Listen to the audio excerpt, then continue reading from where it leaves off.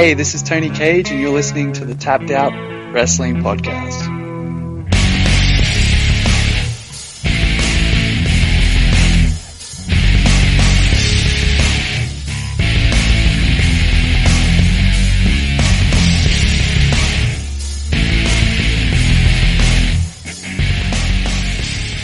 Hello and welcome to the Pro Wrestling Personified Podcast. I'm your host, Louis Carlin, and we are part of the Tapped Out Wrestling Podcast Network. And we have a terrific guest today on the show. Not only is he the cockiest man alive, he is also the newest member of the Impact Wrestling roster. Please help me welcome Tony Cage. Tony, welcome to the show, man.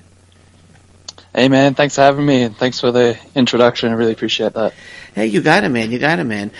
So I just want to jump right into Impact Wrestling, if you don't mind. So I just want, sure. How did that signing come about? Was it something you were expecting? Did it just come out of the blue? Was it something you were working on for a while? Was there a tryout match? So how did that signing all come about? So back in July, I think it was July. There was a 2-day tryout run in Windsor.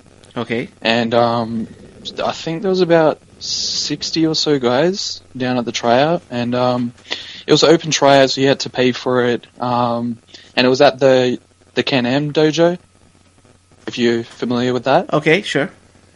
Yeah, so the tryout was there, and it was literally they pair you with guys. I think I ended up having like 4 matches over the 2 days. You do a promo, shoot interviews, stuff like that. And then at the end, they picked 3 guys. And then after that, they ended up picking another 3 guys. And then we started that show called Global Forged. Okay. And then from there we were filming the show, and then I was told that they wanted to sign me. So I knew about it happening officially probably October. Okay. And then I was just waiting, and then I think it's me, and out of the 6 guys, it was just me and Hakeem Zayn that got picked up. Oh, that's awesome, man. Awesome. So I was, you're right. The Global Forge, they would show bits and pieces of it on Impact Wrestling, but you're right. I do remember you from that now. Now that I think about it, I was wondering where. I know I saw you somewhere before. I couldn't remember where. But yes, it was definitely the Global Forge.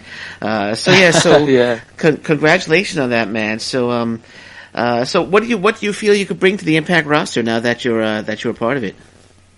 Honestly, I'm really unique as I'm actually born in UK.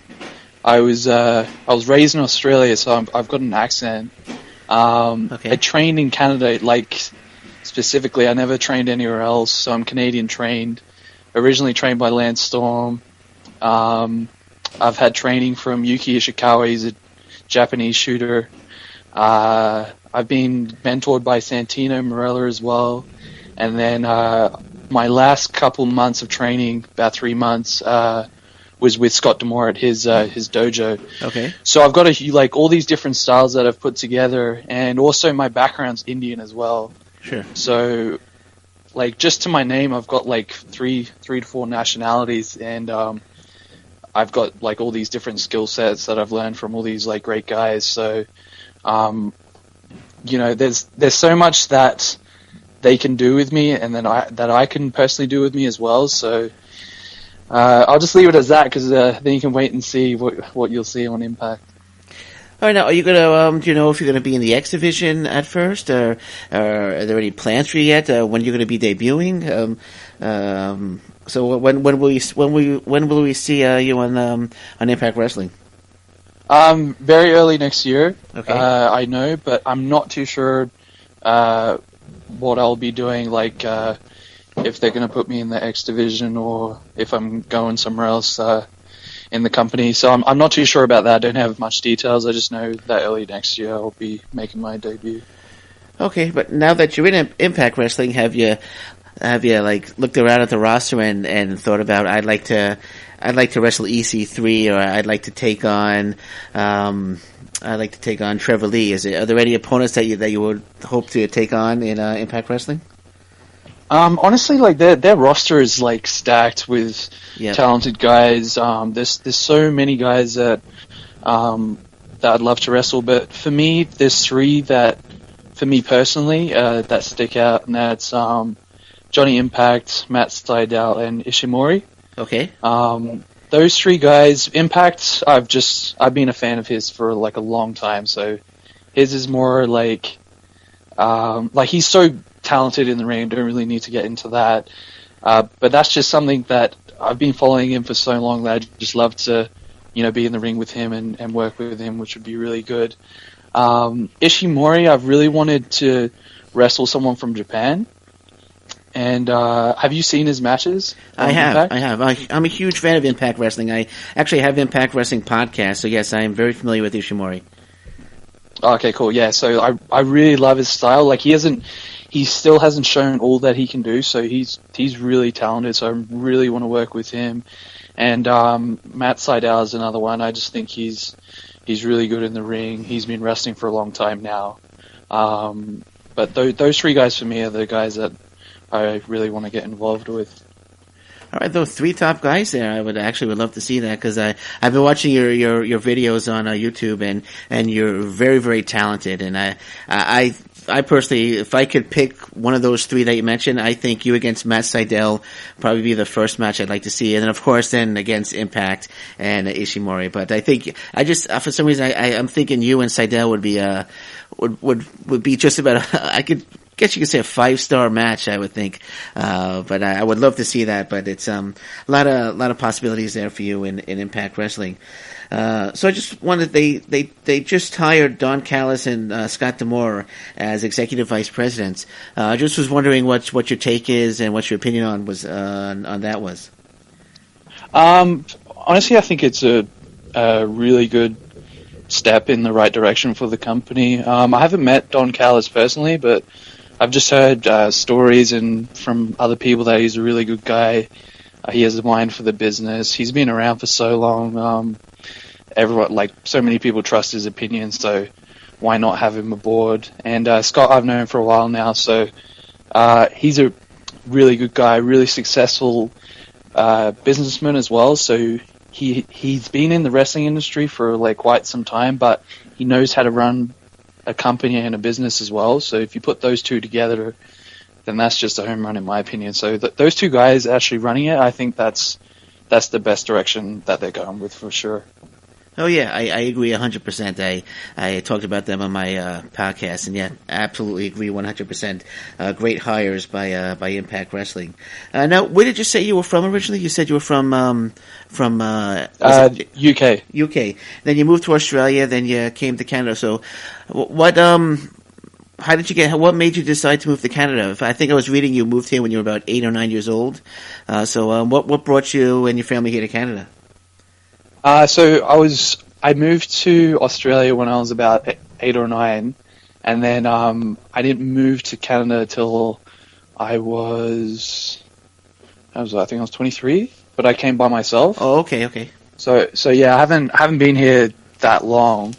But I wanted to be trained in Canada, so like there's Australia indie scene is starting to come up now, and there's like some notable trainers that are in the country that's come up now, but I really wanted just a world class trainer, and like everything that you read about it, the first time that you get trained, you want to be trained properly because you don't want to develop any bad habits or anything like that. Mm-hmm. And I was a big fan of Lance Storm, so once I knew he had a school, I knew for a while that he had a school in Canada. I decided to save up money and move there and get trained by him. So I ended up moving to Calgary by myself, and now I'm in Toronto. But yeah, I've been in Canada by myself. My family still lives back in Australia. Oh wow, you're in Toronto. I'm in Toronto, so I'm up in Newmarket, Ontario. So we're practically neighbors there. We should hang out. Nice. We should hang out one day and maybe grab a beer or something since we're so close. Yeah, for sure. Yeah. So yeah, you mentioned Lance Storm. Actually, a friend of mine is a wrestler in Atlanta, Canada, JP Sims. I'm not sure if you're familiar with JP Sims, but he was trained by Lance Storm as well, and he was telling me that the training with Lance Storm could get really, really intense. Is that something that you experienced as well? Was the training with Lance Storm really intense? It was intense, but it was in a good way. We're always in the ring. He takes everything really seriously, but when we're not in the ring and it's like he's telling a story or he's talking about something else, then it's laid back. But when it comes to the wrestling side and when it comes to when he's actually teaching you, it can be very intense. But I love that part of it because I was so serious about my training. I didn't want anything less from the intensity that he was giving. So that was perfect for me. But saying that, he is very laid back, and when you first get there before training starts too, like, he eases everyone into it, and like you talk about wrestling and like what you guys saw in wrestling this week or last night or something like that. So it's a mix of like it's relaxed and intense at the same time. So it's a good balance to get you through his program because I would recommend it to anyone because it's really, really good. You learn so much from just being there for a short time. Yeah, well, JP Sim said he was late to one training session, and Lance Storm made him do, I think, 50 or 100 push-ups on his knuckles. So that's what he was talking about when he's mentioning intense. That you can't be late to his training, or you're gonna have to do those push-ups on your knuckles. So oh damn! Like when I came to his training, I was always the first one to rock through the door. I think there was 2 days where I wasn't. Okay. I made sure I got there early, but sure. My class was pretty good. Like, I don't think there was anyone that was late, and no one missed a day or anything. We had a pretty good class, and we started off with 15, and we ended up with 15, where if you read some of his classes, they start with, like, 15. Sometimes they end with, like, 10 or even fewer. Okay, man, really cool. So, at what point in your life did you decide, hey, I want to be a professional wrestler? Was it early on? Was it later on? Or I've been a fan since I was 4, like really young. Like all my family watches wrestling, so I was kind of brought into it at a young age. When I was like 10 again, I was like a young kid really wanting to do it. But when I was getting serious into thinking about it, I was about 17. And then from there, it was just planning on how am I going to tell like my parents, how am I going to save enough money to get to Canada. Sure. It was an ongoing thing because my background being Indian as well, we're not very. It's not suggested that you go do like such a physical job sort of thing. Like you're more kind of inclined to just do like a basic job or like be a doctor or something like that. So yeah, telling my parents was very, very difficult for me. But once I told my family and everything, they was so supportive. And then once I saved up enough money, I didn't start training till I was 23. Okay. So I got there pretty late. But you know, honestly, I think I made the right choice instead of getting trained by like a no-name school at a young age, developing habits, then getting trained by a world-class trainer, and just knowing what the right thing is to do when it comes in and out of the ring. So I think I made the right decision. So you're 25 now, you said, or did you say that earlier? You're 25? Yeah, I'm 25 now. And you started when you were 23, so it took you 2 years to get an Impact Wrestling contract. That must have been a phenomenal sense of accomplishment in getting that contract after only 2 years. Yeah, you know, because with a lot of guys, even they'll be wrestling for like 10 years, and a lot of guys don't even get the opportunity. So I'm really humble and thankful that, you know, just after 2 years I've got a wrestling contract. But you know, that came with a price. Like I left everything behind. When I was starting out, I would just go to every show. Like some shows when I was based in Calgary, I was driving like up to 10 hours each way to a show just to do like a 5-minute match or something like that, or like a squash match, or like once I started to get my name up there, then I was getting the time to showcase myself. But you know, it was such a grind doing those drives, mostly by myself as well. And then, you know, eventually about a year ago now, Yeah, it was just over a year ago I moved to Toronto because I wanted to experience the eastern side of Canada and the indie scenes there. So I ended up making another jump. You literally just have to keep going and just keep sacrificing if you want to make it far. And that's exactly what I've been doing since day one. So I'm sorry, did you say your family supported your decision or to become a wrestler? Or once I told them that I was very scared of like my dad, out of everyone. But once I told them, they were very supportive. My brother and sister were like really happy. Mum was just worried, because it's such a physical thing to do. But everyone got on board, and then once they actually saw tapes of me wrestling, they were like, "Wow, like this is cool." And then, they're all my biggest supporters now. So that's a really big thing for me because if they didn't support me, then that would be pretty hard to keep pursuing it. Sure, of course.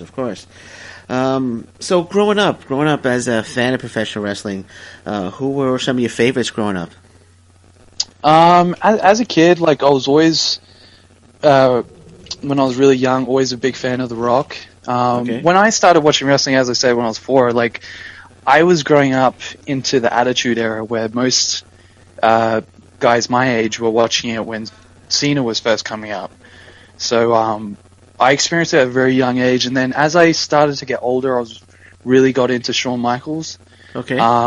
And now to this day, I still like he's my all-time favorite guy.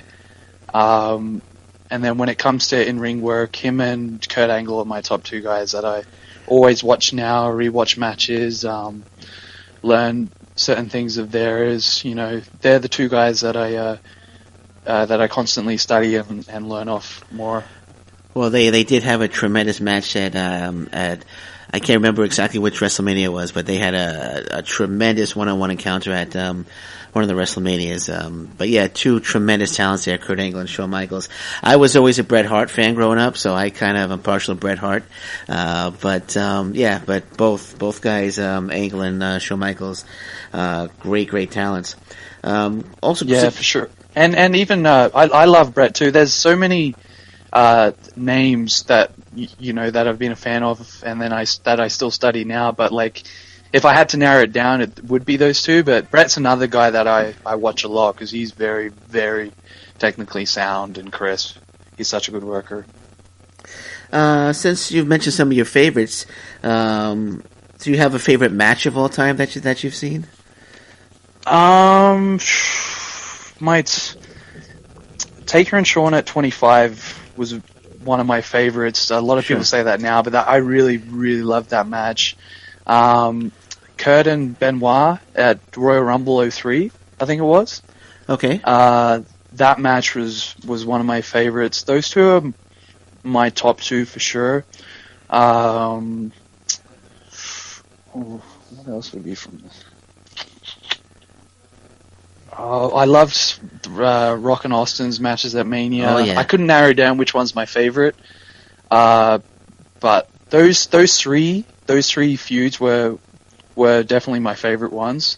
But I wasn't too sure which Rock and Austin match was my favorite because, honestly, I loved them all. Oh, absolutely. But those 3 matches were really good. Yeah, no, I agree. The Austin Rock is classic rivalry there. So I don't think I could pick a favorite match out of that rivalry, but all of them were fantastic. All of them fantastic. So you call yourself the Cockiest Man Alive. How did you come up with that? How did you come up with that gimmick? Why are you calling yourself the Cockiest Man Alive?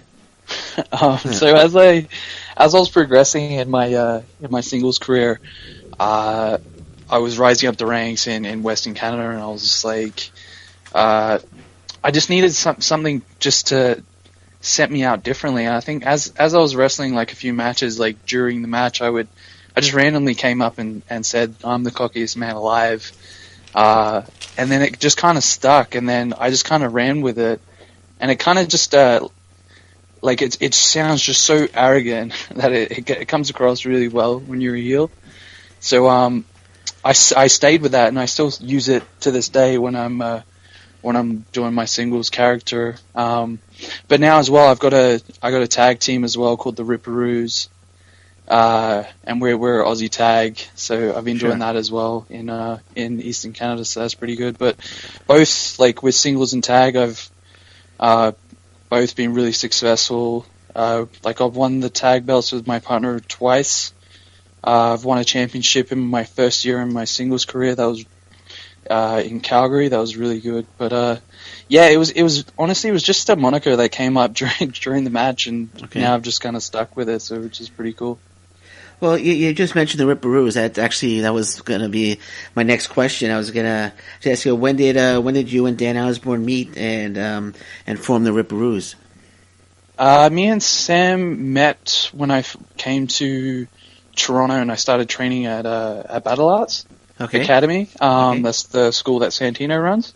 Okay. And yeah, we never knew each other before. Everyone thinks we knew each other before because we're both Aussies, but we kind of just hit it off the bat. And yeah, we just kind of when we were working, wrestling around and training and stuff, like we just had really good chemistry. And when we would talk, we'd bounce ideas really cool. And then there was a tag tournament coming up. I think it was January 2016, I think, or even a little bit after that. And yeah, we decided to enter in, and then we're trying to figure out what our team was going to be, and then we actually came up with the name, the Riperoos. It was actually, I was thinking from, do you remember Crash Bandicoot? I'm sorry?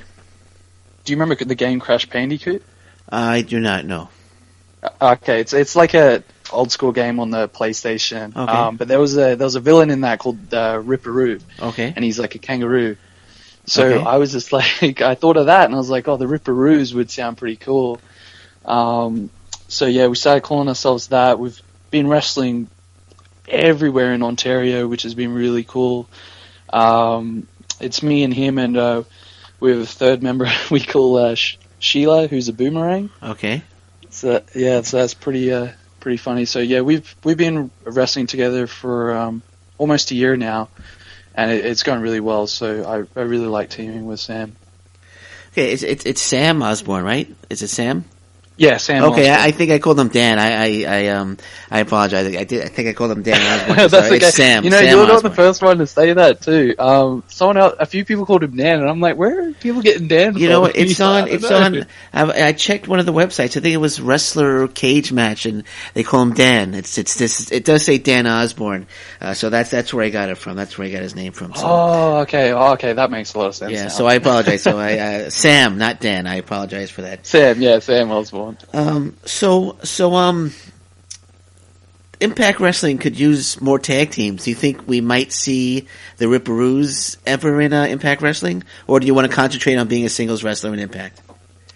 I think starting off is just going to be me as a singles competitor. But like I always say never, and everyone says it in this business. You might see the Riperoos, down the track in Impact, but as for right now, it's just going to be me.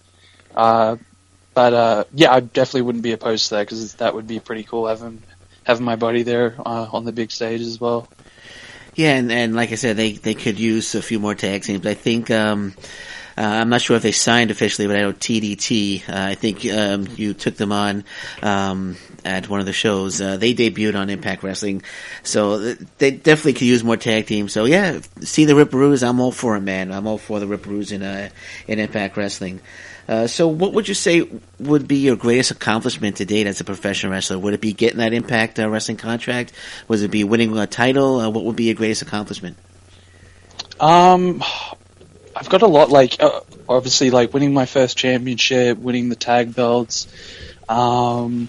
But yeah, the greatest one has to be getting the Impact contract. I don't think any of them come close to this, because, this is definitely the next level. Yeah, you can't really compare anything else, but I've got a lot of accomplishments, but yeah, the Impact Wrestling contract is definitely the number one for me. All right, and who in your career, though you've been wrestling for 2 years, in those 2 years, who would you say are some of your favorite opponents? Do you know? Have you ever heard of a wrestler called Gama Singh? I have. He yes. was, yes. Yeah, yes. I wrestled his son 3 or 4 times, Garmison Jr. Okay. He's Jinder Mahal's cousin. Okay. They used to be a tag team called Seek and Destroy. He's one of my best mates now. So we've wrestled, I think about 4 times now. And we had a specific match in Edmonton. I think it was in 2016, late 2016, before I went to Toronto. That match with him, we had really good match. We had the crowd hooked from start to finish. Our chemistry is just really good. He's such a great worker. That would be up there. I wrestled. Do you know Alessandro Del Bruno? Yes, I do. Yeah, I wrestled him in North Bay for Northland Wrestling. That was a singles match I had with him. That was really good. I loved that match. Okay. I have so many matches that I'm having that I'm like, oh man, this might be my new favorite. This might be, but those two really stick out for me. I've had some great tag matches with Sam. It's really hard to pick out which is my favorite. I'd probably have to sit down and narrow it down. But my matches with Gama Jr. would be up there, and Del Bruno for sure. So you told me some favorite opponents. If somebody said that you could wrestle one person, it could be anybody in the history of professional wrestling. Would it be Shawn Michaels? Would it be Kurt Angle? Who would that wrestler be? Past or present? Past or present, yeah. I'd have to split it to two. So past would be Shawn for sure. Okay. That's a no-brainer for me, and present would be Randy Orton. Okay. I'd love to work Randy Orton someday for sure. Okay. What's your favorite part about being a professional wrestler? Is it interacting with the fans? Is it performing in the ring? What's your favorite part about being a pro wrestler? That's a good question.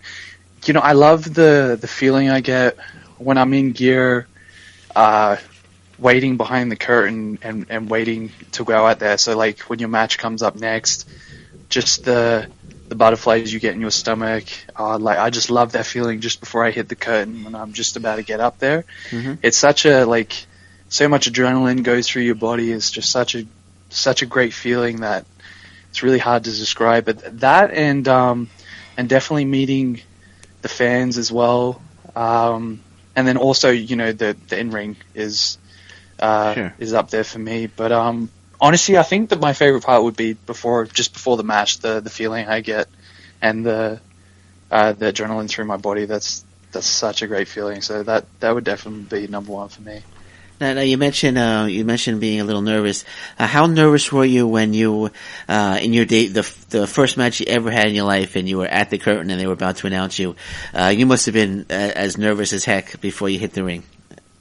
Yeah. So funny story. I had I remember it was on a Friday night, and I think it was Wednesday, and I had my first match on Saturday. It was a one-on-one in Calgary, and then another company messaged me through Facebook and said, "Are you available this Friday?" And I said, "Yeah, sure." And they didn't tell me the details or anything, and I rocked up there.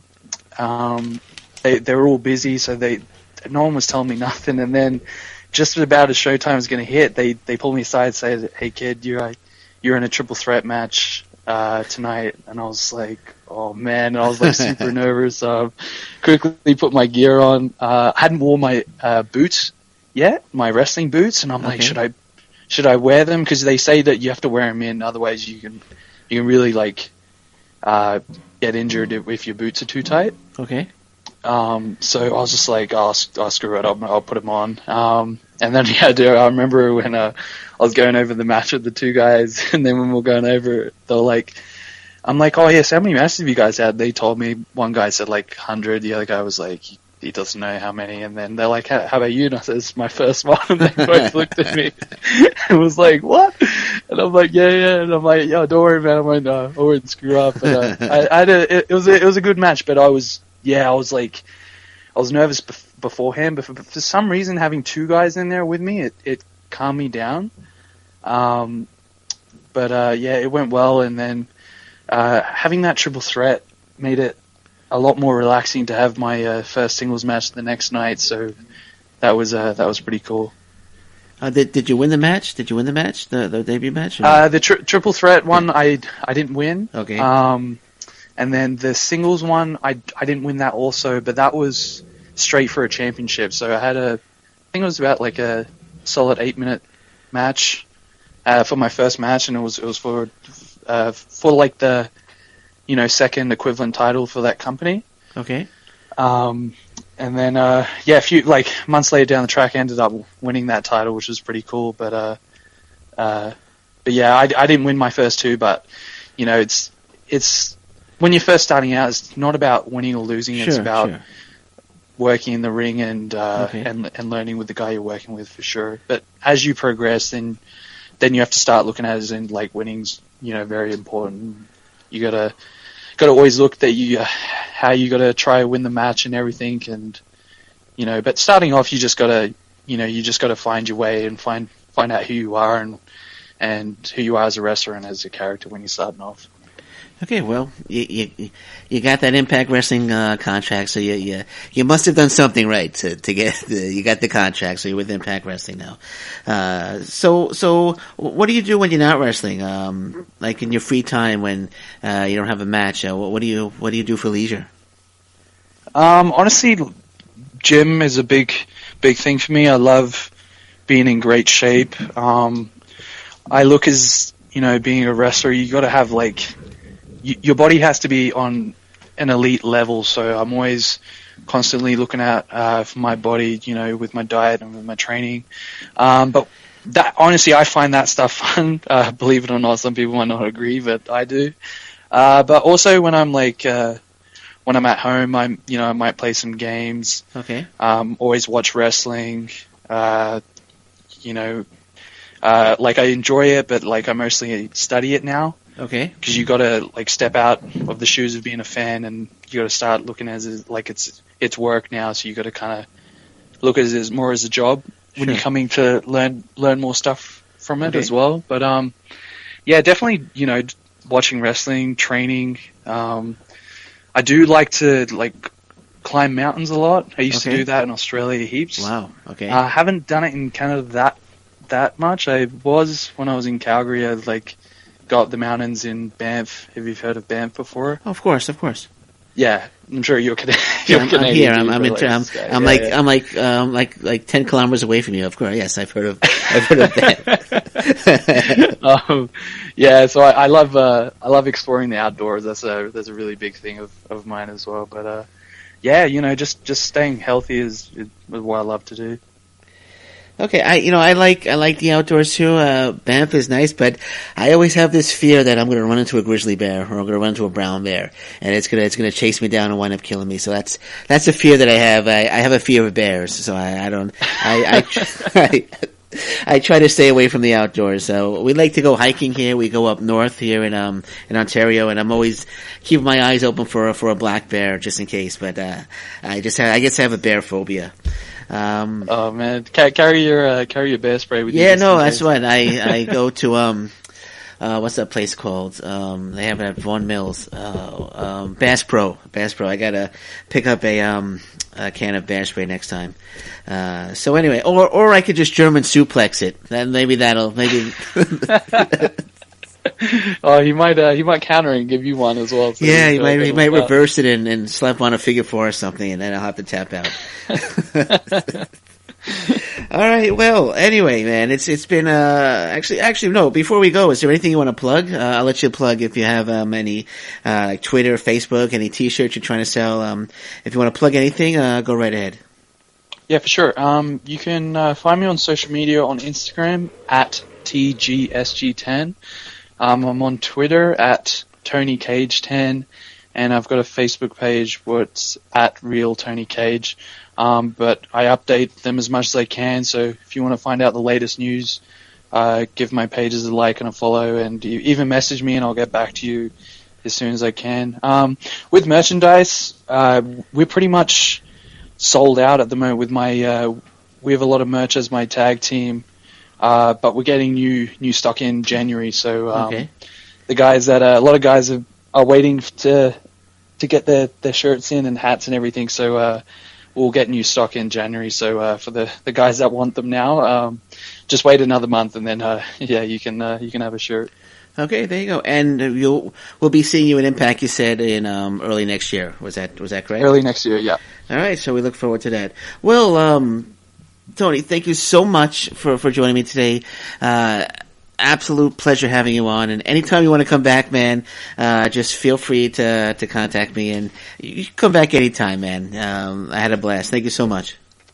Awesome. Thank you so much for that. I really appreciate it. Okay, all right, thank you so much. Well, this has been the Pro Wrestling Personified Podcast. I'm your host, Louis Carlin. I want to thank my guest again, Impact Wrestling's Tony Cage. And until next time, thank you very much, everybody. Take care, bye-bye, and stay safe.